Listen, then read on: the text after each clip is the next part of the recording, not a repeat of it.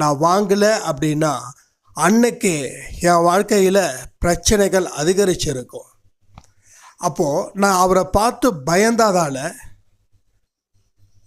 இன்னொருத்தருக்கு நான் காசு கொடுக்கணும், அவர் கொடுக்கலன்னா வீட்டுக்கு முன்னாடி வந்து நின்று பிரச்சனை பண்ணுவாருன்றதுக்காக இவர்கிட்ட வேறு வழி இல்லாமல் நான் வாங்கினேன்.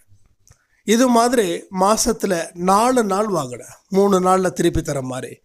ஏற்கனவே கட்டின வட்டி 1,50,000 ப்ளஸ் இன்ஸ்டண்ட்டாக வாங்குகிற வட்டி 3 நாளுக்கு 20,000. அதை ஒரு மாதத்துக்கு 3 தடவைன்னா 60,000.